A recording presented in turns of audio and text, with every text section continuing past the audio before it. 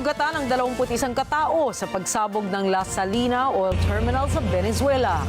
Ano ba ang naging sanhi ng pagsabog sa nasabing lugar at may nakaligtas naman kaya sa mga kataong naroroon? Aalamin natin yan mula sa mga detalye ng balitang ibabahagi maya-maya.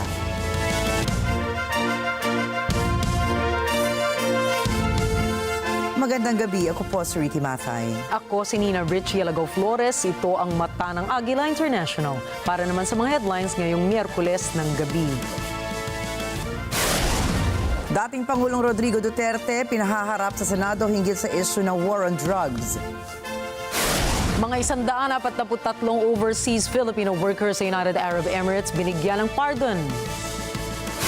Chinese President Xi Jinping sinabing bukas ang China sa pagiging kasangga at kaibigan ng Estados Unidos. Lalaki sa Russia nasagip matapos maglayag ng 67 araw sa dagat. At Kendrick Lamar pinarangalan bilang Hip Hop Artist of the Year sa 2024 BET Hip Hop Awards.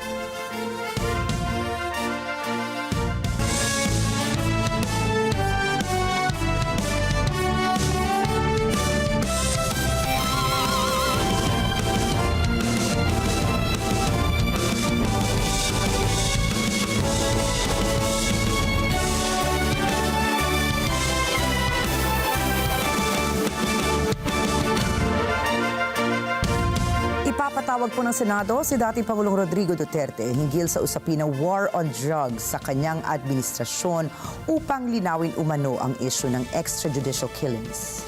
Tiwala naman si Senador Ronald de la Rosa na dadalo ang dating Pangulo sa investigasyon ng Senado kahit na nga hindi pa niya ito nakakausap ng personal. Git ni de la Rosa, mas komportable si Duterte na dumalo sa pagdinig sa Senado kaysa sa mababang kapulungan. Paliwanag ng Senador, magsasagawa ng motu proprio investigation ng kanyang komite ukol sa aligasyon ni dating PCSO General Manager Rogelio Garma kahit naka-break session. Nilinaw nito na hindi layo ng kanilang parallel investigation na kontrahin ang investigasyon ng Quad Committee ng Kamara ukol sa AJK. Tiniyak din ni De La Rosa na wala raw siyang impormasyon sa mga aligasyong nagamit ng Duterte administration ang intelligence fund bilang reward sa mga pulis. Inamin niya na nagbibigay ng pera noon si Duterte sa pamamagitan ni Senador Bongo dahil ito ang dating Special Assistant to the President. Ngunit git ng Senador, allowance at pamasahe lamang ito ng mga pulis.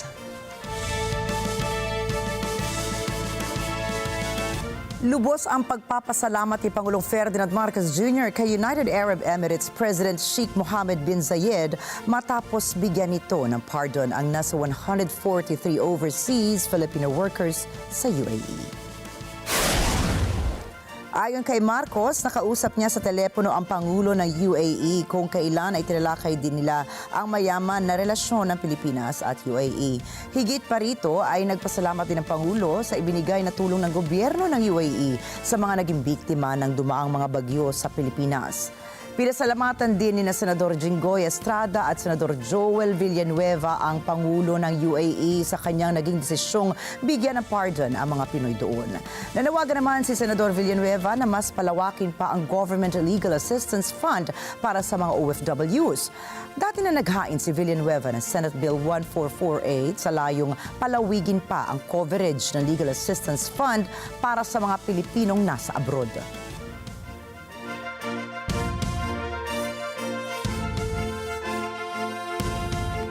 Naglaan ang mababang kapulungan ng Kongreso ng higit kumulang 39.8 billion pesos para sa mga minimum wage earners sa ilalim ng ayuda para sa Kaposang Kita Program o AKAP.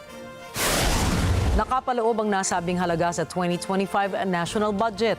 Sinabi ni House Appropriations Panel Chairman Zaldi Co, ang naturang halaga ay mas mataas ng 3 beses kumpara sa kasalukuyang pondo ngayong taon na nasa 13 billion pesos lamang. Sa ilalim ng AKAP program, makatatanggap ng tulong pinansyal mula sa gobyerno ng Pilipinas ang mga manggagawa na may sahod na 21,000 pesos kada buwan. Pumayag din ang komite na taasan ng pondo para sa AKAP bilang tugon na rin sa mga panawagan ng mga minimum wage earners. Inihayag ng Philippine Postal Corporation o PhilPost na muli itong tatanggap ng aplikasyon para sa postal IDs. Ayon sa PhilPost, kailangan personal na mag-apply sa ilang mga branch ng mga post office sa bansa ang mga interesadong aplikante. Tinukoy ng PhilPost na ang mga first-time na kukuha ng ID ay dapat magdala ng original at isang photocopy ng mga sumusunod na dokumento. Isang patunay ng pagkakakilanlan, ilan po sa mga ito ay birth certificate galing sa Philippine Statistics Authority o Local Civil Registry, GSIS, SSS, UMID card, driver's license o pasaporte. At isang patunay ng address katulad ng barangay clearance certified true copy ng pag-upa, certified true copy ng titulo, certified true copy ng resibo ng buwis sa real estate, bank statement, credit card statement, school billing statement o kaya utility bill. Para naman sa mga gustong mag-renew, ang mga aplikante ay dapat din magdala ng original at photocopy ng kanilang expired postal ID, anumang patunay ng pagkakakinanlan at address. Dapat din magdala ng mga may asawa ang kanilang marriage certificate ayon yan sa PhilPost. May kaukulang bayad na 550 pesos ang aplikasyon sa naturang serbisyo. Dating sinuspinde ng PhilPost ang aplikasyon ng Postal ID noong March 10, 2023 dahil naman sa technical issues. Inisyu ng Department of Agriculture ang Memorandum Order No. 45 kung saan ay tinanggal na nito ang pagbabawal sa pag-aangkat ng mga buhay na baka at produktong karne mula sa United Kingdom. Ang pag-lift ng import ban ay ginawa ng ahensya matapos ilabas ng United Kingdom ang opisyal nitong ulat na nagsasabing naresolba na nito ang mad cow disease sa kanilang bansa. Anila, wala na ring mad cow disease outbreak sa United Kingdom simula pa noong August 7, 2024. Sinabi ng DA na nagbigay din ng ebidensya ang mga otoridad mula sa United Kingdom upang ipakita na may ginawa silang safety measures para sa kanilang mga pagkain doon. Inanunsyo ng Department of Environment and Natural Resources o DENR na muling magpupulong ang Board of Loss and Damage Fund sa Manila sa Disyembre. Ipinaliwanag ni Environment Secretary Maria Antonia Lulo Loizaga na kasalukuyang tinatapos na ng ahensya ang kasunduan sa United Nations Framework Convention on Climate Change kaugnay na hosting ng Pilipinas sa nasabing pagpupulong. Kapag naisapinal na ito, formal na magiging host ang Pilipinas ng nasabing board meeting. Isa sa mga prioridad na tatalakayin sa pagpupulong ay ang paghahanap ng karagdagang mapagkukunan ng pondo bukod pa sa mga kontribusyon mula sa mga kasaling bansa. Kasalukuyang nasa $700 million na po ang naipangako ng mga developed countries para sa Loss and Damage Fund na makatutulong naman sa mga damages ng climate change sa developing countries. Inilunsad ng Pilipinas at ng Estados Unidos ang taunang kamandag exercises sa Hilaga at kanlurang bahagi ng bansa nitong Martes. Ang kamandag exercises ay nilahukan ng mga sundalo mula sa Philippine at US Marines kasamang ilang mga tropa mula sa Australia, United Kingdom, Japan at South Korea. Nakapokus ang pagsasanay sa live fire exercises sa mga baybayin habang ang iba pang aktibidad tulad ng amphibious landing at chemical warfare training ay gagawin sa maliliit na isla ng Pilipinas sa pagitan ng Luzon at Taiwan. Ang event na ito ay kasunod ng malakihang war games ng China sa paligid ng isla ng Taiwan na itinuturing ng Beijing bilang bahagi ng kanilang teritoryo.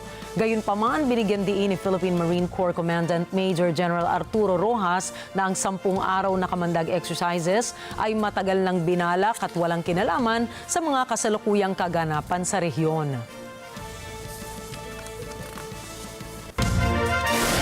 Susunod, China hindi magdadalawang isip na gumamit ng puwersa laban sa Taiwan. Russia muling naglunsad na malaking drone at missile attack sa Ukraine. At Elon Musk nagbigay ng $75 million para sa kampanya ni Donald Trump.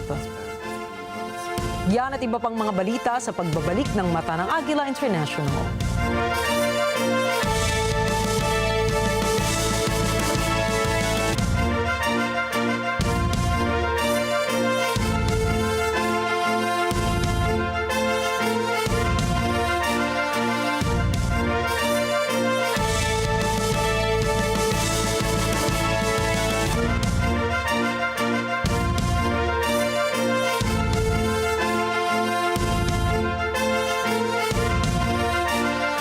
portion is brought to you by 318 Automart.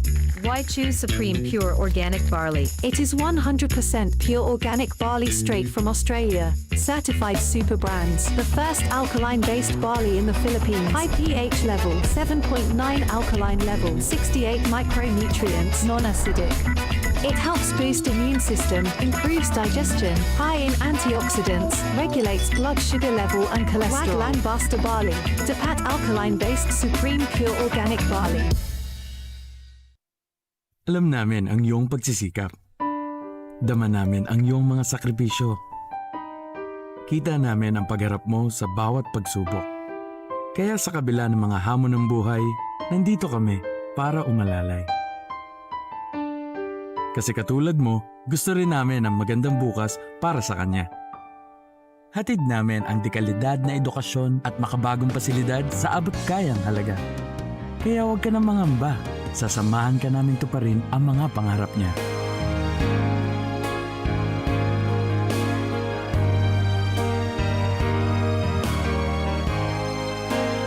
Maaasahan mong sulit dito ang mga pinagsikapan mo.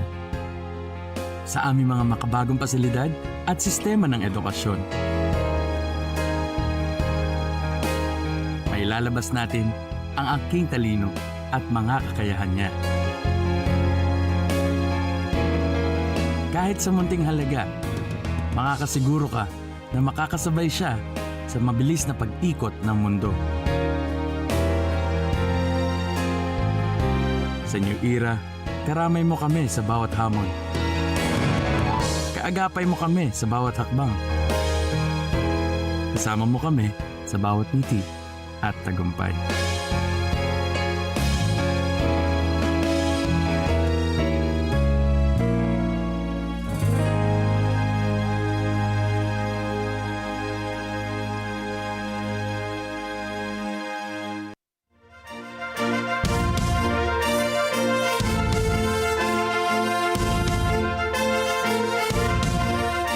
Inanunsyo ng South Korea, Japan at Estados Unidos ang paglulunsad ng bagong multinational team upang subaybayan ang pagpapatupad ng mga sanctions laban sa North Korea ngayong Miyerkules.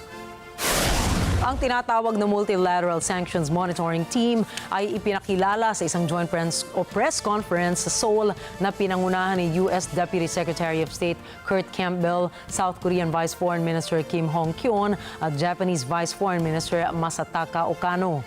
Ito ay inilunsad matapos tanggihan ng Russia ang pag-renew sa isang United Nations panel na nagbabantay sa mga sanctions na pumipigil sa nuclear programs ng North Korea. Ang bagong monitoring team ay siyang magpapatuloy ng trabaho ng UN panel kabilang ang pagbibigay ng mga regular na ulat ukol sa pagpapatupad ng mga sanctions laban sa Pyongyang. Kabilang sa team na ito ang 8 iba pang bansa tulad ng United Kingdom, France at Germany.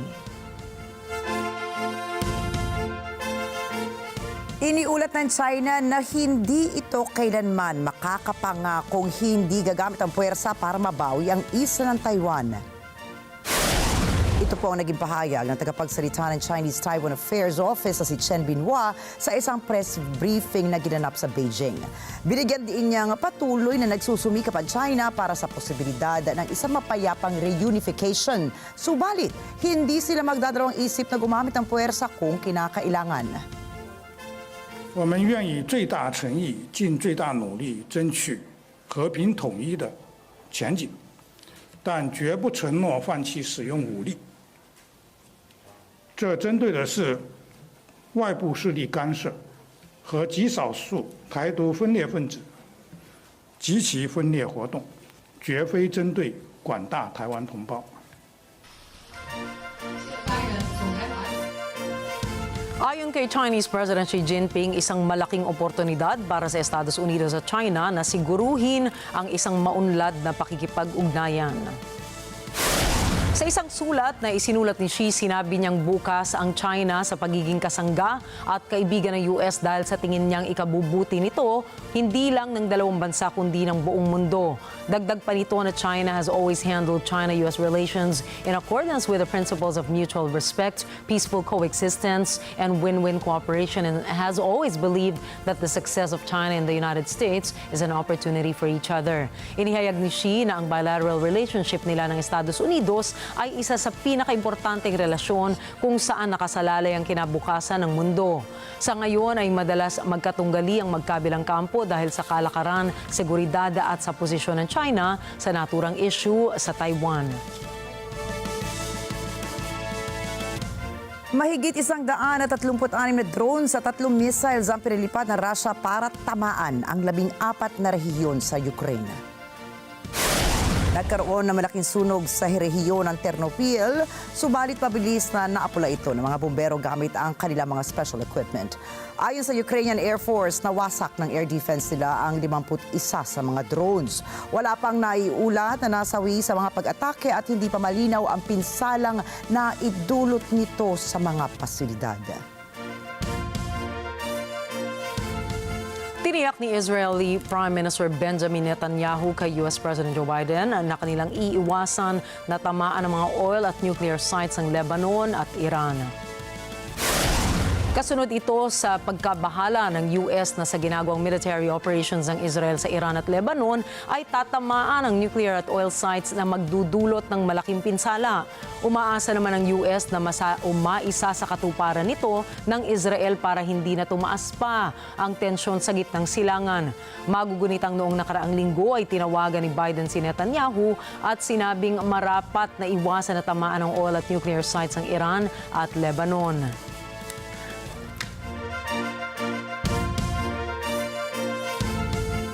Binigyan diin ni Austrian Foreign Minister Alexander Schallenberg na walang intensyon ang European Union na umatras sa kanilang kontribusyon sa UNIFIL sa Lebanon sa kabila ng panawagan ng Israel.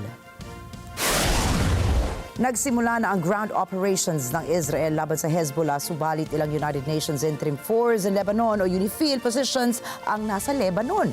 5 peacekeepers na ang sugatan matapos sa mga insidente kung kaya't nanawagan si Israeli Prime Minister Benjamin Netanyahu na umatras na ang UNIFIL mula sa war zones. Gayunpaman, binigyan din ni Minister Schallenberg na mananatili ang kanilang tropa sa Lebanon. At sinabing dapat na lamang tiyakin ng Israel ang kaligtasan ng mga peacekeepers doon.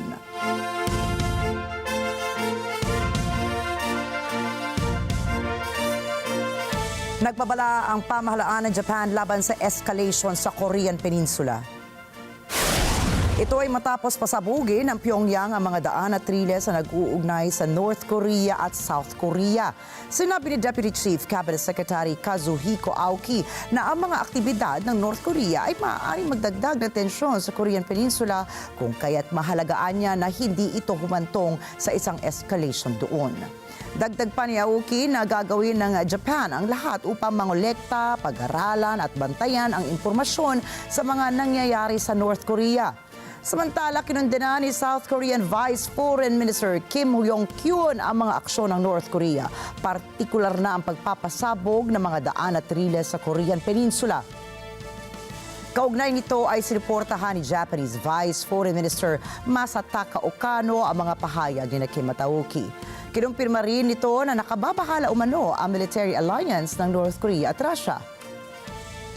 이번에 계속되는 핵 미사일 위협과 남북 육로의 완전한 단절 및 소위 남쪽 국경 봉쇄, 무인기 침투 주장 등 의도적 긴장 조성 행위를 강력히 규탄했습니다.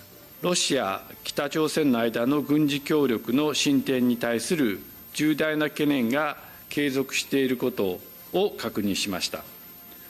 また最近の北朝鮮の動向について率直な意見交換を行い、3カ国で連携して対応することで一致しました。Ayon sa U.S. State Department, sumulat sina State Secretary Antony Blinken at Defense Secretary Lloyd Austin sa Israel. Ito anyay upang linawin ang pag-aalala ng Washington ukol sa antas na humanitarian assistance na papasok sa Gaza.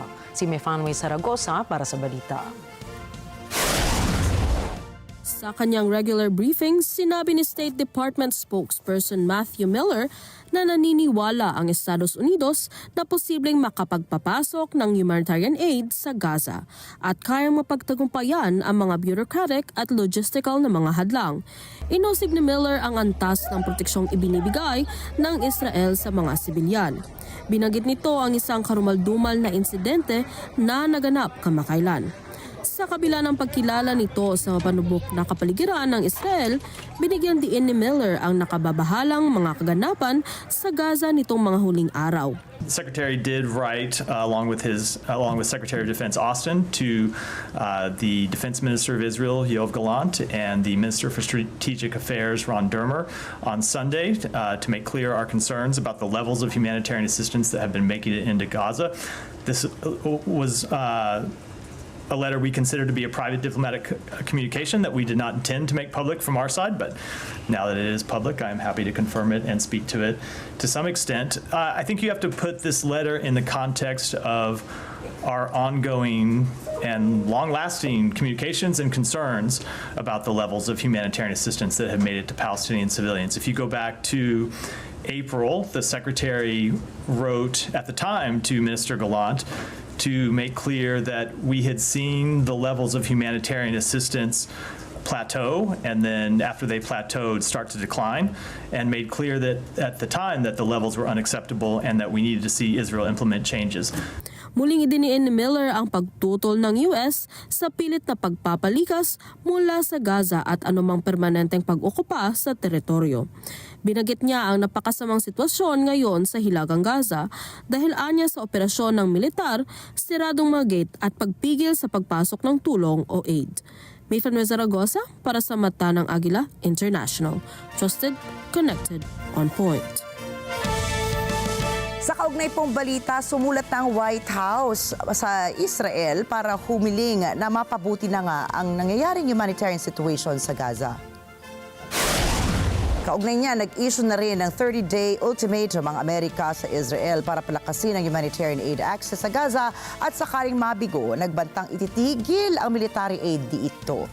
Ginawa ng Biden administration ang naturang warning sa isang sulat na ipinadala sa gobyerno ng Israel na itinuturing na pinakamatinding formal na babalang pinaabot ito sa kanilang kaalyado bansa simula ng sumiklab ang gera sa Gaza. Nilagdaan ni US Secretary of State Antony Blinken at Defense Secretary Lloyd Austin ang naturang sulat noong Martes. Dito inihayag din ng US na labis itong nababahala sa lumalalang humanitarian situation sa nasabing rehiyon. Nakasaad din sa sulat na tinanggihan o pinigilan ng Israel ang halos 90% humanitarian aid na ipinadala sa Gaza noong nakalipas na buwan. Nagsagawa ng pagpupulong ang United Nations Security Council na nagsara sa usapin ukol sa Yemen. Ito ay 5 araw matapos atakihin ng Iran-aligned Houthi militants ang isang Liberia flag tanker sa Red Sea. Dahil rito, binigyan din ng UN Special Envoy sa Yemen ang panawagan ni Secretary General Antonio Guterres ukol sa agarang ceasefire at regional de-escalation. Si Marjorie Quintos para sa karagdagang detalye. Ayon sa Special Envoy ni Secretary General Antonio Guterres para sa Yemen na si Hans Granberg, ang pag-atake sa mga sibilyang namamarko ay hindi katanggap-tanggap. Kailangan anya itong tigilan na. Pain and sorrow have spread through the region as hopes for progress seem distant. Regrettably, Yemen is part of this escalation and risks being further dragged in. During this period, the safety of United Nations personnel has been increasingly at risk. It has been a particularly difficult year for United Nations personnel in the region. In Yemen, Ansar Allah continues to hold United Nations personnel, civil society workers, and staff of diplomatic missions in arbitrary detention. With all this said, I echo the urgent call of the Secretary General. An immediate ceasefire and regional de-escalation is needed to halt this widening conflict. Mula noong Nobyembre, Naglunsad ng mga pag-atake sa barkong tumatawid ng Red Sea ang mga manlalabang Houthi sa Yemen. Ito aniya ay pakikipagkaisa nila sa Palestinians na naiipit sa laban ng Israel at Hamas sa Gaza. Nakapagpalubog na ang Houthis ng 2 barko, nag-angkin ng 1 at pumatay ng 4 na mandaragat.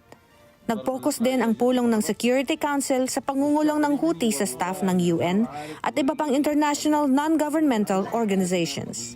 Hanggang ngayon ay hawak ng Houthis ang 13 Yemeni national staff ng iba't ibang ahensya at opisina ng UN at higit sa 50 NGO at civil society staff members na ikinulong nito noong Hunyo.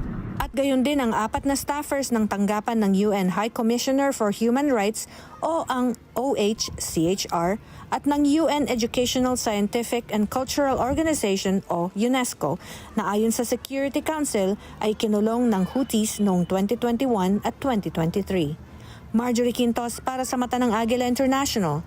Trusted, connected, on point. Nakahandang salubungin ng Haiti ang bagong contingent ng kapulisan ng Kenya sa mga darating na araw. Ito po ay upang palakasin ang multinational security mission doon. Sean Davila para sa detalye ng balita. Inanunsyo ni Asian Prime Minister Gary Conille noong Martes ang pagdating ng karagdagang kapulisan mula sa Kenya. Ito ay matapos niyang bisitahin ang mga bansang United Arab Emirates at Kenya noong 1 linggo. Ani Conille, magpapadala ang Kenya ng 600 mga pulis sa mga darating na araw. Ito anya ay dodoble sa kapasidad ng operasyon ng security forces ng Haiti. Beaucoup plus rapidement que prévu, nous supposons qu'il y a 600 policiers kenyans qui ont renforcé le contingent à capiter la 1000. Nous parlons et le président Ruto après pour assurer que l'autre promesse de contingent arrive tout le plus rapidement possible. Ça a renforcé la capacité de réponse, nous, multiplié par au moins 2-3 dans les prochains jours, ce qui est excessivement important pour nous. Binigyang diin din ni Conille na magbibigay ang UAE ng armas at bala para sa bansa. Et un gros groupe nous rencontré, c'est un plus gros fabricant d'armes et de munitions en zone. Nous rencontré avec toute équipe qui est responsable de compagnie ça. Ils ont démontré toute une série d'équipements que nous avons mettre à disposition. Et drones, machines blindées, armes automatiques et tant d'autres choses que nous même fabriqué qui sont capables à la disposition de la police et l'armée. Et nous demandons pour très très rapidement nous faire liste de besoins pour nous avoir un flux régulier de type de matériel ça, parce que c'est des matériels que Haïti pourra besoin sur le long terme. May 10 bansa ang nakakong sasali sa Kenyan-led Multinational Security Support o MSS. Subalit nasa 430 lamang ang na-deploy mula nang mag-umpisa ang UN-authorized na misyon noong Hunyo. 400 sa mga ito ay mula sa Kenya. Patuloy na inook pa ng armadong gangs ang kabisera ng Haiti na Port-au-Prince. Kamakailan, inatake ito ng mga miyembro ng Grand Reef Gang at sinasabing ito ay ang pinakamalalang pag-atake na ikinamatay ng 115 mga tao.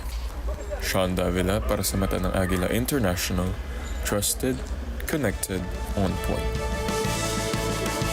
Nagbigay si Tesla at SpaceX CEO Elon Musk ng $75 million para sa kampanya ni Republican presidential candidate Donald Trump. Nakatuon ang grupo ni Musk at Trump sa voter turnout sa 7 swing states sa United States. Ayon sa political analysts, ang states ng Arizona, Florida, Georgia, Michigan, Nevada, Pennsylvania at Wisconsin ang magiging deciding votes kung sino kaya kina Trump at Vice President Kamala Harris ang mananalong presidente ng Estados Unidos sa Nobyembre. Inaasahang magiging panauhin si Kamala Harris sa podcast show na Joe Rogan Experience bilang bahagi ng kanyang kampanya. Ayon sa YouGov poll ay makatutulong ang podcast para mas makilala siya ng mga lalaking botante sa kanilang bansa. Lumalabas na mayroong 81% ng mga lalaking hindi bababa sa 35 taong gulang ang nanonood ng nasabing podcast. Inaabangan rin ngayon ang mga off-limits na katanungan ni Rogan para kay Kamala na kilala sa pagiging mapili nito sa mga tanong. Also, Rogan generally doesn't seem to want any topic to be off-limits, while Harris's team has seemingly tried to keep the candidate within her comfort zone during media appearances, so it will be interesting to see if they come to terms. Matatandaang noong nakaraang lumabas siya sa Call Her Daddy podcast na sikat naman para sa mga kabataang babae. Nadismaya ang mga manonood nito matapos silang mapansin na naging political propaganda ang interview ni Kamala. Bukod dito ay inulan rin ng kritisismo si Kamala dahil sa pagiging mapili nito sa media interview na pupuntahan. Dagdag pa rito ay binatiko si Trump ang Fox News dahil sa pag-imbita nito sa isang interview kay Kamala. Iginit ni Trump, hindi na dapat pang tanggapin ang anumang interview ng network dahil sa naging desisyon nito. Up next, 21 katao sugatan matapos sumabog ang isang oil terminal sa Venezuela. Robotic kitchen sa Germany nakakapagluto ng 24 oras. At hani ng K-pop girl group New Jeans ibinahagi ang kanyang naranasang workplace bullying sa isang National Assembly hearing. Mga detalye ng mga balita sa pagbabalik ng Mata ng Agila International.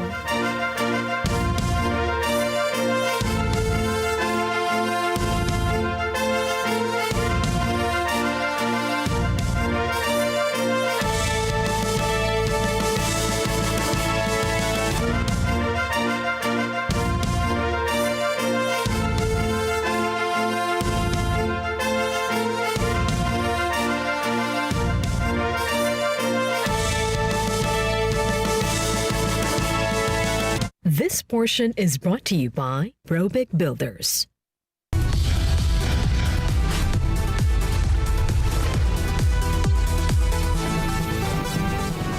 Sa kasulukuyang henerasyon, marami na ang nag-viral. Dahil po yan sa kanilang ginagawang pagtulong sa kapwa. Pero mas marami ang tumutulong kahit walang nakakakita. Kaya naman kung ikaw ay may kilala na grupo o individual na may natatanging pagresponde sa lipunan at maging sa kalikasan, mag-text lamang sa 0915-415-1035 o mag-email sa responde@net25.com at magpadala ng mensahe sa ating Facebook page at NET25 TV. Baka kayo na ang susunod nating Certified Key Responder. Let's net together sa NET25. Sa NET25. May init na issue at malalim na talakayan. Wala namang scandals, wala namang corruption issue or anything of that magnitude to warrant a change in leadership. Ang news commentary show na matapang at may paninindigan. Ito nga yung may Chinese mafia, nakakakuha ng mga authentic na Filipino birth certificate. Well, ako because nga sabi ko, ibabalance mo lang naman yan eh. So, maging mas stricto lang tayo, siguro taasan natin yung ante. Ano sa palagay nyo? Monday to Friday, 8 to 10 a.m. Dito lang sa NET25. Let's net together sa NET25. Sa NET25. This portion is brought to you by North Luzon Express Terminal.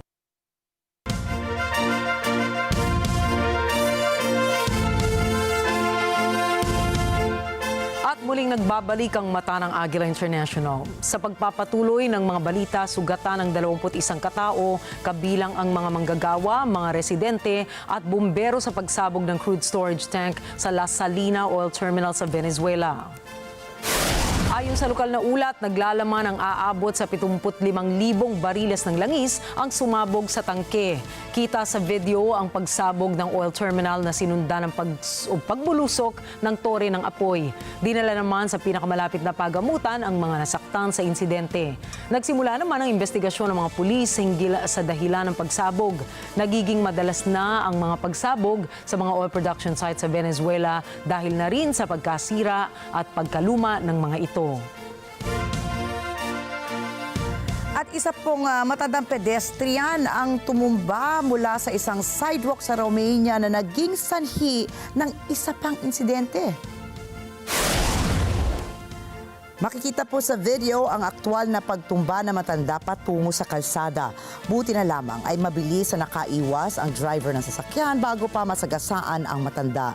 Subalit, naging sanhi pa ito ng isang car crash matapos tumawid ang kotse sa kabilang lane naman at bumangga sa itim na sasakyan. Ayon sa lokal na ulat, nasa mabuting kalagayan na ang dalawang drivers ng sasakyan at ang matandang tumumba sa daan. Nasagi pang isang lalaki gamit ang isang inflatable boat matapos itong maglayag ng 67 araw sa Sea of Okhotsk sa Russia.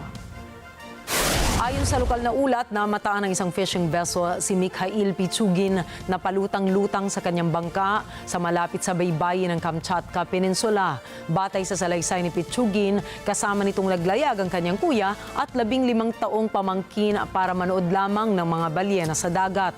Subalit si Pichugin na lamang ang nakaligtas matapos hindi makabalik sa daungan ng bangka dahil sa malakas na alon. Nagsagawa naman ng investigasyon ng prosecutor's office sa lugar para tignan kung may naging paglabag sa safety rules sa naging insidente. Nasagip ng Russian Emergency Services ang isang 32-year-old Indian mountain climber sa Mount Elbrus sa Russia. Ayon sa ulat ng Russian Services Ministry, nahirapang umakyat ang Indian national sa taas ng 5,200 meters. Tinukoy din ang ahensyang hindi inirehistro ng climber ang kanyang ruta. Kaagad na dinala ang Indian national sa mountaineering camp para sa medical attention. Ang Mount Elbrus ang pinakamataas na bundok sa Europe at kilala bilang destinasyon para sa mga climbers sa buong mundo.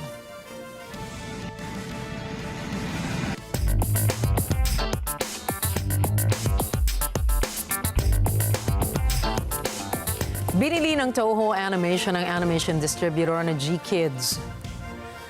Ayon sa Toho, magiging subsidiary ang G-Kids ng Toho International kung saan mananatili bilang CEO si founder Eric Beckman at president naman si Dave Jested. Ang acquisition ng Toho sa G-Kids ay bahagi ng plano ng kumpanya na bigyan ng koneksyon ang Japanese at international productions, creators at studios. Gayun din ay mas pinalawig din ng Toho ang kanilang coverage ng kanilang consumer dahil sa established North American entertainment distribution hatid ng G-Kids. Wala yan. Buwaba ang third quarter sales ng luxury brand na LVMH. Ayon sa ulat ng kumpanya, kumita lamang ang LVMH ng $21 billion. Anila, buwaba ang kanilang benta sa China, bunsod na rin na mataas na presyo at kawalan ng katiyakan sa ekonomiya roon. Hindi pa naglabas sa komento ang LVMH kung ano ang gagawin nilang solusyon upang makabawi sa susunod na quarter sales.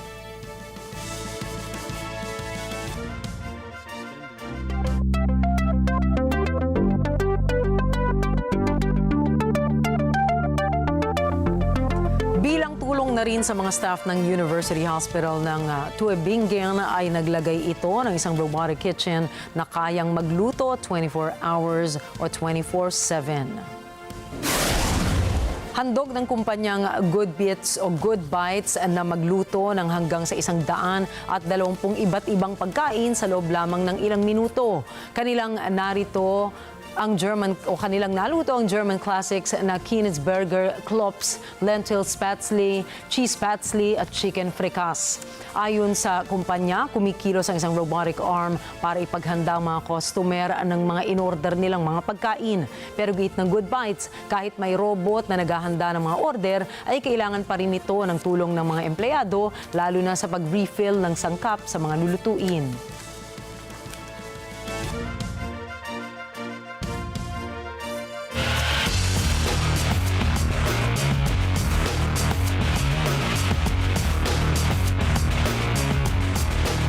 Suspendido ng 1 taon si Pinoy boxer John Riel Casimero ng Japan Boxing Commission o JBC.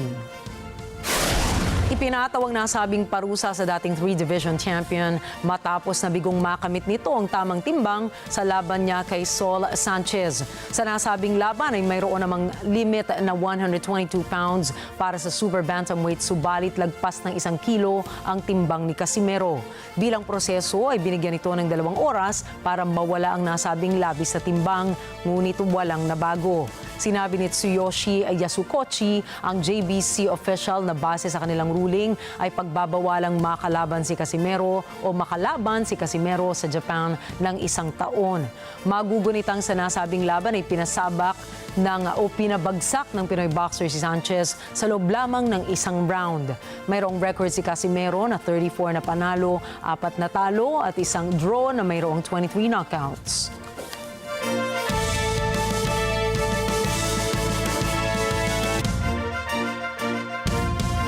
Ikinagulat na marami na may talent din pala si Prince William sa paglalaro ng football. Dumalaw ang prinsipe sa isang NFL Foundation event sa Kennington Park, London. Nakipaglaro siya ng football sa mga manlalaro roon at nakipag-usap kung paano makatutulong ang sports na football sa pag-develop ng confidence sa mga kabataan ng United Kingdom.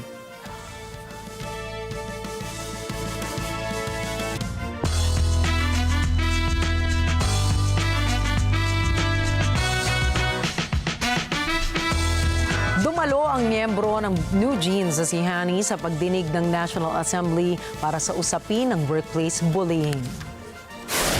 Ibinahagi ni Hani sa pagdinig ang kanyang hindi magandang karanasan bilang isa sa mga bata at bagong artist sa industriya ng K-pop. Dagdag pa niya ay dapat tratuhin ng nararapat ng kumpanya at ng mga staff nito ang bawat artist. 세상의 모든 문제들을 해결해 줄 수 있는 법은 아니라는 걸 알지만 그래도 빈썸을 인간으로서 존경하면 적어도 직장 내 괴롭힘과 따돌림 문제는 없지 않을까 싶고요. Kasunod ito ng matagal ng panawagan sa mga kumpanya na protektahan ang kanilang mga artists laban sa harassment at bullying sa trabaho. Matatandaan naman na nagkaroon ng issue ang kanilang grupo mula sa pagitan ng Hybe label at dating CEO ng Adore na si Min Hee-jin. Inakusahan ni Min Hee-jin na sinasabotahe at hindi suportado ng Hybe ang mga proyekto at aktibidad ng grupo. Samantala, binubuo naman ang grupo ng New Jeans ng mga miyembro na sina Minji, Hani, Danielle, Herin at Hain.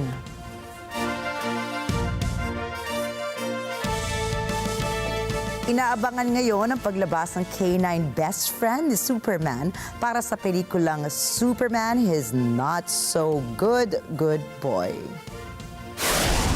Ayon sa direktor ng pelikula ay pagbibidahan ni James Gunn at ni Crypto the Superdog ang nasabing pelikula. Anya, ang karakter ni Crypto ay mula sa kanyang aso na si Ozu na kanyang inampon habang sinusulat niya ang Superman.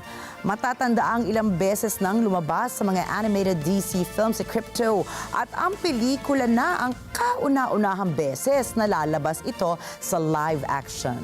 Bida sa 1955 DC Comics sa Superboy ang aso na kulay puti, may suot na gitong collar at pulang kapa na nahahawig sa suot pa ni Superman. Dagdag pa rito ay nagtataglay din ito ng pambirang lakas at katalinuhang kanyang ginagamit para iligtas ang mga tao. Samantala, taong 2022 naman nang bigyan boses ni Dwayne Johnson ng aso para sa DC League of Super Pets. Matagumpay na naiuwi ni Kendrick Lamar at ng ilang artists ang iba't ibang pagkilala sa 2024 Bet Hip Hop Awards. Kumakot si Lamar ng nasa 8 awards mula sa kategorya ng Hip Hop Artist of the Year, Song of the Year at Best Collaboration. Dagdag pa rito ang Lyricist of the Year, Video Director of the Year at Impact Track na Not Like Us. Hindi rin nagpahuli si Nicki Minaj nang makuha niya ang Hip Hop Album of the Year para sa Pink Friday the 2nd or Pink Friday 2. Samantala, umani naman ang pagbati online si Lamar mula sa kanyang mga fans na natuwa sa tagumpay at award na kanyang natanggap.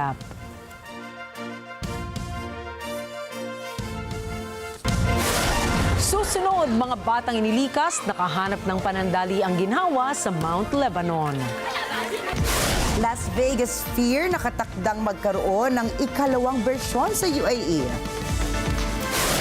At abangan ang iba pang mga storya pagdating ni Alma Angeles at ng Mata ng Agila World News. Pagbabalik ng Mata ng Agila International, iba pa pong mga balita.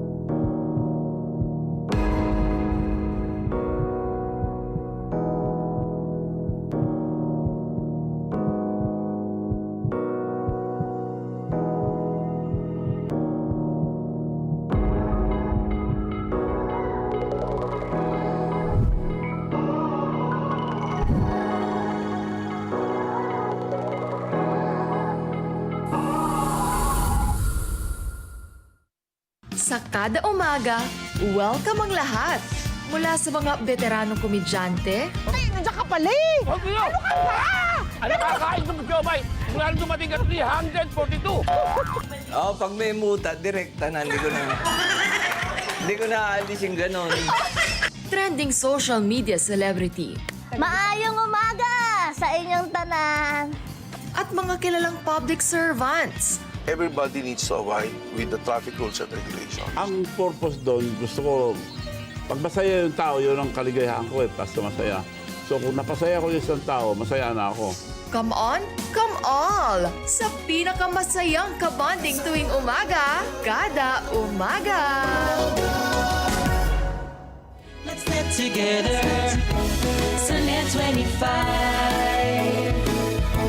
Sa NET25. Pilipinas, isang bansang arkipelago na nahahati sa tatlong pangunahing pulo, Luzon, Visayas at Mindanao. Binubuo ng 7,641 islands na napaliligiran ng mga anyong tubig. Kinikilala sa likas nitong ganda, kamanghamanghang kultura at kaaya-ayang turismo. Nakahanda ng sumayad ang aming gulong, umaraw man o umulan, baon namin ng iisang layunin na makapaghatid ng bagong kwento habang nakasampa sa aming motorsiklo. Isasama namin kayo tuwing Sabado, 5 p.m. to 6 p.m. This is Motorcycle Republic. Let's get together sa NET25. Sa NET25.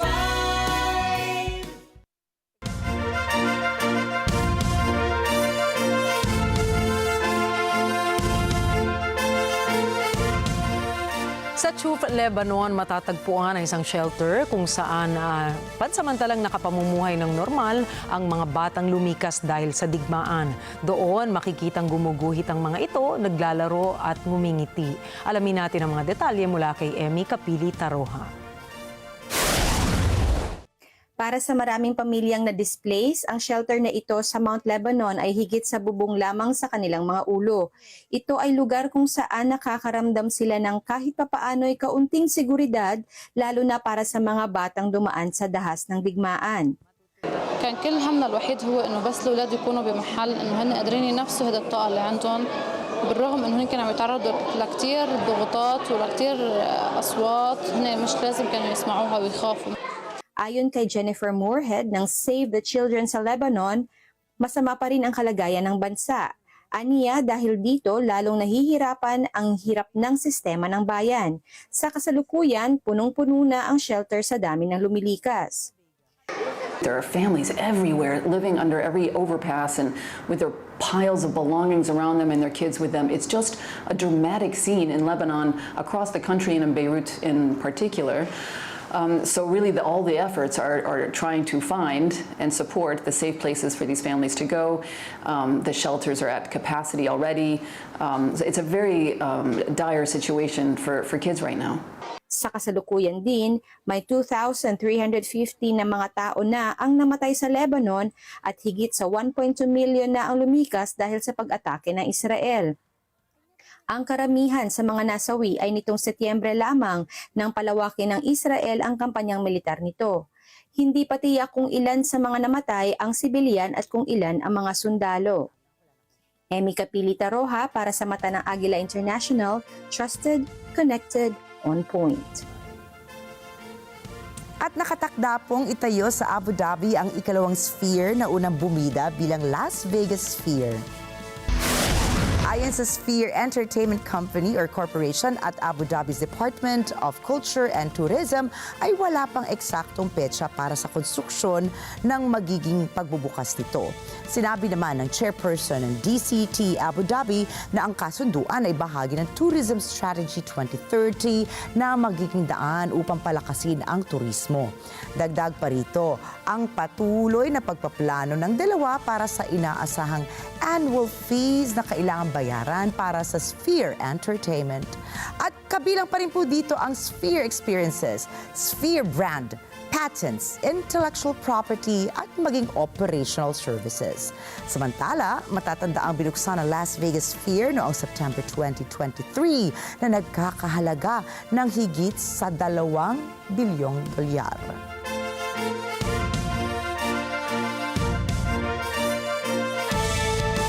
Grabe naman. Alam mo, iniisip ko tuloy, Ricky, magiging mas malaki ba to? Parang exact replica ba siya? O bigger? Kasi syempre, UAE yan.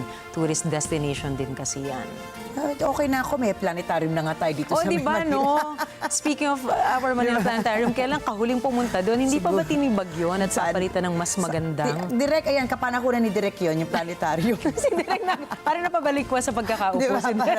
Kasi ano pa ako, grade school pa ako noon eh. Pero alam ko, teacher na si Direk noon, panahon na yun eh. Alam ko parang planong pagandahin pero ba? maganda yun na. At least na-experience ko yun nung nag-field trip kami, nung grade school kami. At talaga naman napakaganda. Siyempre, napakaliit pa natin noon. Feeling ko, ang laki-laki. Di ba yun nga yung pakiramdam? I'm sure sa Sphere ganito din. Pero sabi nga natin dalawa, di ba? Bago natin puntahan yung mga special na mga international destinations na yan, dito muna tayo sa atin. Yes, kaya... At hindi na masamang simulan sa Manila Planetarium. Manila Planetarium. Sana alam pa ng mga bata yan. Alamin namin ni Nina kung bukas pa yung planetarium. Alamin ko bukas ng umaga, first thing. Yun. Tignan natin baka si Miss Alma alam din niya kung updated siya dyan. Tama. Dahil parating na siya, narito na po si Miss Alma. Pero tandaan na, mula Lunes hanggang Biyernes, narito kami ni Nina upang maghatid ng balita saan mang dako ng mundo. Muli ako po si Ricky Matay. Ako si Nina Richie Alago Flores. Ito ang Mata ng Agila International. Para naman sa mga balitang nangyari sa iba't ibang panig ng mundo, punta naman tayo kay Alma Angeles para sa Mata ng Agila World News. Take it away, Alma.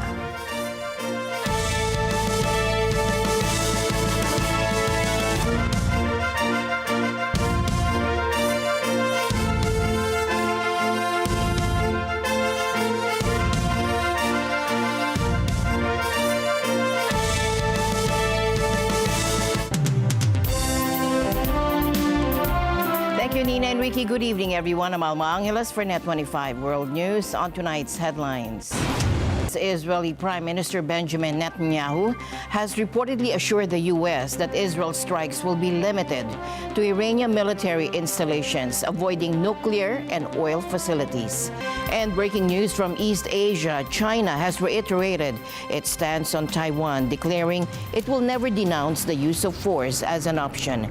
NASA and the National Oceanic and Atmospheric Administration have announced that solar activity has reached its peak, a phenomenon that could last through next year. The news starts now.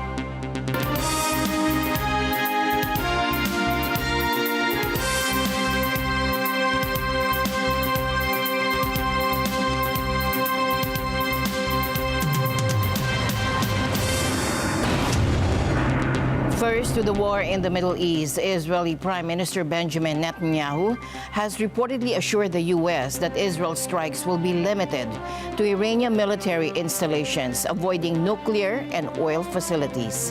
Why this focus? Now, this comes as a response to Iran's launch of nearly 200 missiles into Israel on October 1st, escalating tensions between the two nations. For 2 weeks, both countries have been trading threats. Israel is finalizing its defenses with U.S. support in the form of additional troops and a third missile defense system. Will this preparation be enough to contain the situation? Well, the Biden administration is urging Israel to show restraint, fearing an oil price hike and wider regional conflict. But will Netanyahu listen? His office just issued a statement saying that while Israel considers U.S. advice, its final decisions will be based on national interests. Meanwhile, in Lebanon, an Israeli airstrike on Wednesday hit the municipal building in Nabatea, a major town in southern Lebanon, killing Mayor Ahmed Khalil and at least 5 others. And this strike occurred despite U.S. concerns about rising death tolls and fears of an all-out war. Israel is engaged in fierce fights with Iran-backed Hezbollah in South Lebanon and Palestinian militants Hamas in Gaza. Israel's closest ally, the United States, warned it would restrict its military support if Israel doesn't improve aid to Gaza in 30 days. It is the strongest such warning since Israel's war with Hamas began a year ago. Previously, the U.S. wrote to Israel in April to demand more aid to the war-torn Strip. The Secretary did write, along with Secretary of Defense Austin, to the Defense Minister of Israel, Yoav Gallant, and the Minister for Strategic Affairs, Ron Dermer, on Sunday to make clear our concerns about the levels of humanitarian assistance that have been making it into Gaza. This was a letter we considered to be a private diplomatic communication that we did not intend to make public from our side, but now that it is public, I am happy to confirm it and speak to it to some extent. I think you have to put this letter in the context of our ongoing and long-lasting communications and concerns about the levels of humanitarian assistance that have made it to Palestinian civilians. If you go back to April, the Secretary wrote at the time to Minister Gallant to make clear that we had seen the levels of humanitarian assistance plateau, and then after they plateaued, start to decline, and made clear that at the time that the levels were unacceptable and that we needed to see Israel implement changes. They did make changes. The changes that they made caused humanitarian assistance to increase. We got up to somewhere between 300 to 400 trucks going in on some days to Gaza. But the thing that the Secretary also made clear at the time is that the increase couldn't be a one-off, that it needed to be sustained. And what we have seen over the past few months is that the level of humanitarian assistance has not been sustained. In fact, it has fallen by over 50% from where it was at its peak. So the Secretary, along with Secretary Austin, thought it was appropriate to make clear to the government of Israel that there are changes that they need to make again to see that the level of assistance making it into Gaza comes back up from the very, very low levels that it is at today. On Tuesday, State Department spokesperson Matthew Miller outlined a letter State Secretary Antony Blinken and Defense Chief Lloyd Austin wrote to Israeli officials on Sunday. It cited burdensome and excessive restrictions Israel was imposing on commercial imports, goods, and human movement. It says Israel must in 30 days let a minimum of 350 trucks to enter Gaza per day, institute pauses in fighting to allow aid delivery, and revoke evacuation orders to Palestinian civilians when there is no operational need. We know that it's possible to get humanitarian assistance into Gaza. We know it can be done. We know that the various logistical and bureaucratic obstacles can be surmounted. And so it is incumbent upon the government of Israel to surmount those challenges and get assistance in. Sunday's letter cited Section 620I of the U.S. Foreign Assistance Act, which prohibits military aid to countries that impede delivery of U.S. humanitarian assistance. and a national security memorandum that gauges the credibility of Israel's assurances its use of U.S. weapons does not violate U.S. or international law. An Israeli official in Washington said the letter had been received and was being reviewed. Separately, Washington also proposed a new channel for the U.S. to raise and discuss civilian harm incidents with Israel. Though the administration's criticism of Israel's actions in Gaza was balanced with military support, announcing the same day as the letter that Israel would be sent more U.S. troops and advanced THAAD missile batteries. The State Department also raised concerns with Israel over its bombing campaign in Beirut. We made those concerns publicly. I'm not going to speak to it in any detail from here, but we have had quite detailed conversations with the government. Can you elaborate on that nature? Is it the number of high civilian deaths? Is it them seemingly targeting like civilian infrastructure? It is largely the civilian toll. Lebanon says Israeli strikes have killed at least 2,350 people over the last year and left nearly 11,000 wounded. The toll does not distinguish between civilians and combatants, but includes hundreds of women and children. With just 3 weeks until Election Day, political activity is heating up across the country, and we begin this coverage in the U.S. and Georgia, where early voting is in full swing. I think this is an existential election. It's going to have implications for my children and my 3 grandsons and more to come. Well, I just started law school actually down in Florida, so I really just wanted to get it out while I was home and get it done. Because being so young, and especially with the recent economic crisis we've had, I really just want to make sure my vote counts. Lines are stretching outside polling stations as many Georgia voters eagerly cast their ballots early. Meanwhile, former President Donald Trump made waves during an interview at the Economic Club of Chicago. When asked about potential communications with Russian President Vladimir Putin, Trump had this to say. Can you say yes or no whether you have talked to Vladimir Putin since you stopped being president? Well, I don't comment on that, but I will tell you that if I did, it's a smart thing. If I'm friendly with people, if I have a relationship with people, that's a good thing, not a bad thing, in terms of a country. He's got 2,000 nuclear weapons, and so do we. China has a lot less, but they'll catch us within 5 years. That sounds if I have a relationship, I don't talk about that. Trump also made headlines with his stance on tariffs, taxes placed on imported goods, particularly targeting the auto industry.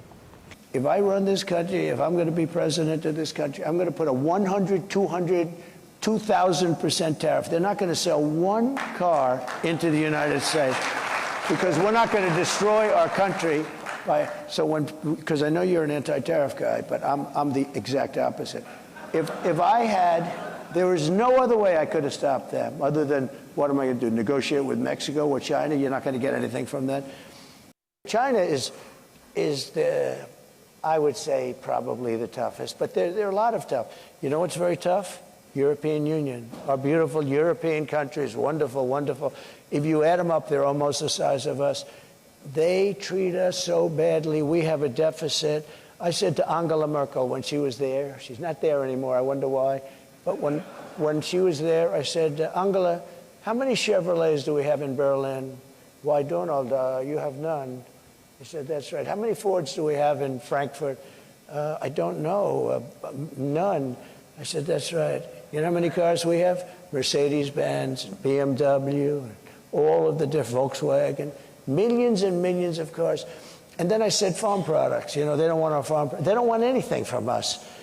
We have deficits that are crazy, and we're not going to have them anymore. We're going to put tariffs on them, but our allies have taken advantage of us more so than our enemies. Our allies are the European Union. We have a trade deficit of $300 billion with the European Union. Shifting gears to the current administration, Vice President Kamala Harris is focusing her efforts on battleground, a state where both candidates have strong support. Michigan working to boost turnout among African-American voters, especially men. Voters remain skeptical. Well, one of the reasons I think that it's important to vote for Trump is because I'm dissatisfied with our borders. I believe that those need to be secure. and actually taken care of. Another one of the issues that I think is that this particular economy that we have right now, I don't think this is something that's good. I think Trump can actually get in and get it taken care of. You have to be careful with recognizing that African American men have the same needs as any other male in voting, making decisions for their family, having wealth for their children, economic issues, cost of food, and so you don't want to offer like a carrot, as a bait for people to vote for you and not really pay attention to what the issues are. And so it could be possibly backfire if the male population feel that they're trying to be convinced beyond policy to vote for her instead of her really standing on the issues that really present themselves to African American males. Well, I think the first thing that both campaigns need to recognize about Black male voters in the United States is that they're an increasingly sophisticated group that is seeking to use politics to achieve its goals. Although Black men have supported Democrats, including Biden and Obama in the past at really high rates, it's important to recognize that they are not a monolith, and their support must be earned with policies, rhetoric, and performance that speaks to them. So, recent polls suggest that the race for the Black male vote could be tightening. A September NAACP, or National Association for the Advancement of Colored People, poll showed that more than a quarter of young Black men say that they would support Trump in the election, a significant shift from 2020 when President Biden secured about 80% of the Black male vote. As the election draws near, both campaigns are intensifying their efforts to secure this crucial demographic. Meanwhile, World Bank President Ajay Banga today emphasized that former President Donald Trump understands the importance of international financial institutions and how their lending can expand markets for U.S. companies abroad. In a Reuters Next newspaper interview, Banga remained optimistic about the potential impact on the World Bank if Trump wins the upcoming presidential election on November 5th. If Trump were to be elected? I think that President Trump was the one who actually authorized a capital increase of the IBRD when he was in the office. And so I think some of this that you just said doesn't quite fit with his actions when he was president at that time. My view of him, having dealt with him for years, is that at the end of the day, he understands the value if you can put it in the terms that make sense for what he's trying to get done for his administration's policies. And let me explain this in a different way. At the end of the day, which other institution do you know that can take $1 of government money and multiply it either 4 times or 10 times? Very few. Banga emphasized that Trump recognizes how World Bank lending can create new markets for American companies. He also noted that Trump's past support for the institution. Trump had often criticized multilateral institutions, especially their climate change initiatives, and some advocates of the Republican Project 2025 have suggested the U.S. withdraw from the World Bank and International Monetary Fund. However, Trump has distanced himself from the Project 2025 agenda. And he understands leverage, and he understands the power of leverage in delivering greater value for that dollar. So that's one example. A second example is a lot of what we're doing here also creates markets for American companies and other global companies and intellectual property. After all, if countries develop, it helps us at our home as well. Should we be doing more things in the country? You can see most administrations have now begun to feel that it's important to do the right things in the country as well. But at the end of the day, if by doing the right development overseas, we can help to drive markets for American companies, that's great. If we can help to ensure that European companies benefit, that Indian companies benefit, this is good because it creates the links that you want. Meanwhile, billionaire Elon Musk made a significant financial contribution to a political group supporting Donald Trump, according to Fed disclosures released today. here. Elon Musk gave around $75 million to his pro-Donald Trump super PAC in the span of 3 months, jumping to the top ranks of Republican donors. I'm not just MAGA, I'm dark MAGA. That's according to federal disclosures Tuesday, which show America PAC, which Musk founded 3 months ago, got through around $72 million of that from July to September. Musk's group focuses on turning out voters in closely contested states that could decide the election. And with the Trump campaign relying mostly on outside groups for canvassing voters, it means the billionaire plays an outsized role in the razor-thin election between Trump and Democrat Kamala Harris. But half a dozen sources tell Reuters the PAC encountered problems with contractors and hiring door knockers. Vote, vote, vote. Elon Musk, the world's richest man, took a sharp turn to the right this election. He endorsed Trump in July and appeared with him at a rally in Pennsylvania earlier this month. Musk's donations let him join an exclusive club of Republican megadonors, a list that includes banking heir Timothy Mellon and casino billionaire Miriam Adelson. America PAC declined to comment on the donations, and Musk had not commented as of late Tuesday. And breaking news from East Asia, China has reiterated its stance on Taiwan, declaring it will never denounce the use of force as an option. And this comes after recent military drills near the island and a symbolic visit by President Xi Jinping to a historic battle site. On Monday, China conducted large-scale exercises around Taiwan, describing them as a warning against separatist acts, following Taiwan President Lai Ching-te's National Day speech last week. A spokesperson for the China's Taiwan office stated that while Beijing prefers peaceful reunification, it reserves the right to use force, particularly against what it calls external forces and Taiwan separatists. 我们愿以最大诚意、尽最大努力争取和平统一的前景，但绝不承诺放弃使用武力。这针对的是外部势力干涉和极少数台独分裂分子及其分裂活动，绝非针对广大台湾同胞。 The statement emphasized that any attempt by Taiwan to assert independence could lead to severe consequences, regardless of its military capabilities or foreign support. 所谓的 punishment 其实不是。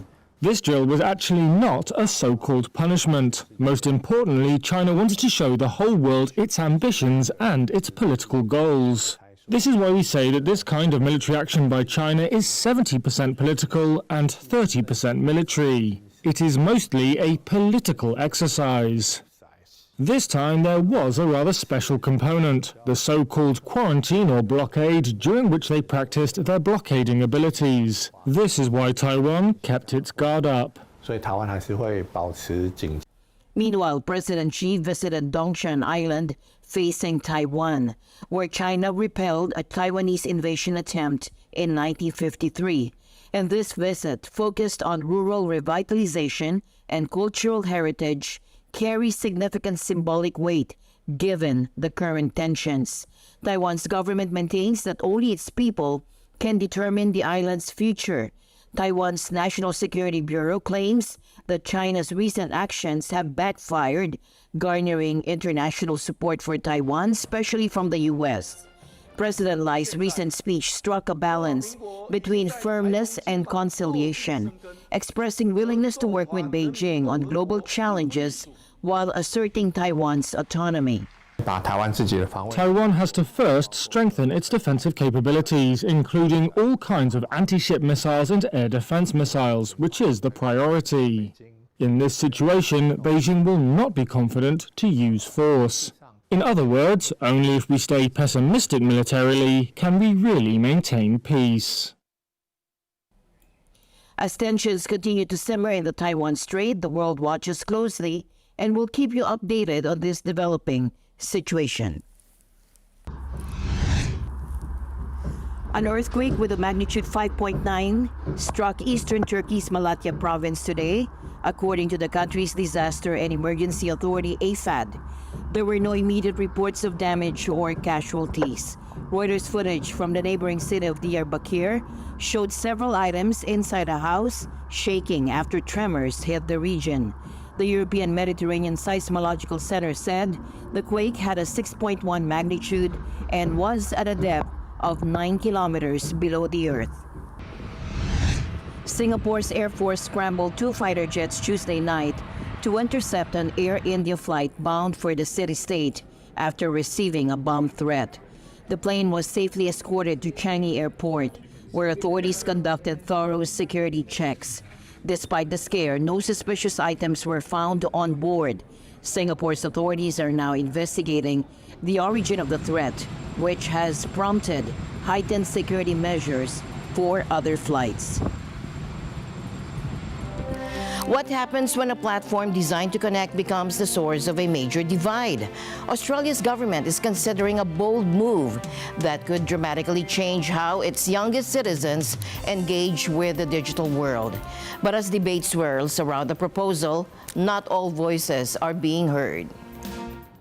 Australia's federal government announced last month that it plans to ban younger teenagers from using social media in response to concerns about bullying, predatory grooming, and physical and mental health. If successfully rolled out, it would be the world's first age-based ban targeting internet platforms.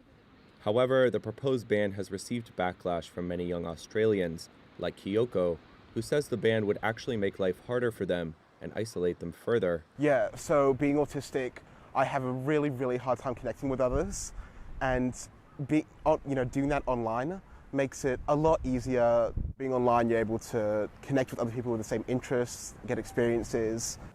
Teens like Kyoko represent what experts say is a blind spot in the plan by Australia's government to set an age minimum for social media websites, as an age block would mean cutting off support for teens in minority groups like the neurodivergent community. Surveys show that some 97% of Australian teenagers use social media across an average of 4 platforms. That makes them among the world's most connected young people. 16-year-old Laura Seaton has mixed feelings about the proposed ban. Like you said before, the communication, people feel like they can be more confident on social media because you're behind a screen. But that also means that bullies can be confident, and that's not a good thing. They can just go, hey, you're ugly, and not feel anything because it's a text. You know what I mean? Like you can just comment easily and be like, you're not very pretty, are you? You know, stuff like that. Nearly 2/3 of parents of teenagers in the country reported concerns about their children's social media use, according to a 2024 survey by Youth Service Reach Out. But Justine Humphrey, a senior lecturer in digital cultures at the University of Sydney, says a ban is not the best way to go. Young people themselves are not in favour of a ban. Humphrey says an age-based ban ignores other important factors that determine online experiences for young people. So even though the age is really fundamentally important that we need to get right, what we're talking about when we say we're going to introduce a ban by age is that it negates the fact that young people have very, very different levels of maturity depending on their age and their backgrounds, and also whether they occupy that younger or older teenage group. In September, Prime Minister Anthony Albanese said his center-left government would run an age verification trial before introducing the laws by the end of this year. While no lower age limit has been proposed, officials have suggested between 14 and 16. And the news continues here on NET25 World News. We'll be right back. Stay tuned.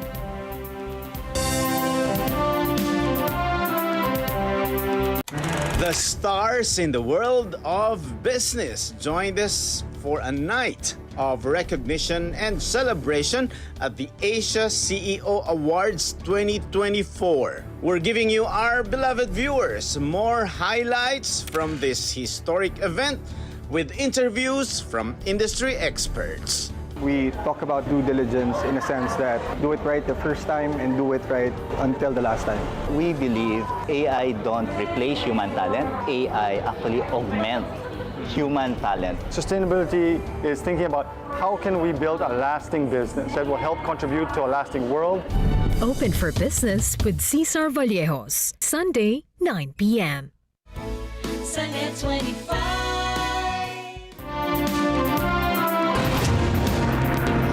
China is nearing completion of its $300 million physics research facility, the Jiangmen Underground Neutrino Observatory, or JUNO, located 700 meters underground in rural Guangdong province.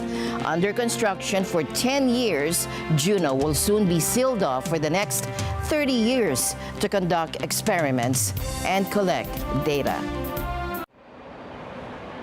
Inside this underground laboratory, China hopes to win a global race to solve one of the biggest mysteries in particle physics. The $300 million Jiangmen Underground Neutrino Observatory, or JUNO, is located 2,300 feet beneath the surface of the southern Guangdong province. It will soon start gathering data on neutrinos, a product of nuclear reactions. Trillions of extremely small neutrinos pass through matter, including the human body, every second. Chao Jun is the deputy manager of JUNO. One neutrino can change to another neutrino at a flight. So such a special property may have a big impact to the nature, how nature works and how the universe evolves. JUNO comprises a giant sphere equipped with thousands of light-detecting tubes. In the coming months, it'll be sealed in a 12-story cylindrical pool of water. Chinese physicists and scientists from all over the world will analyze the data on neutrinos emitted by 2 nuclear power plants. In 6 years, we will get some answer on our primary goal to measure the neutrino mass ordering. And we plan to run this experiment for 30 years. Neutrino observatories are also being constructed in other nations. JUNO is due to go operational in the latter half of 2025. That's well ahead of the far larger JUNE, under construction in the US, which has been plagued by delays and budget overruns. JUNE, or the Deep Underground Neutrino Experiment, is expected to come online around 2030.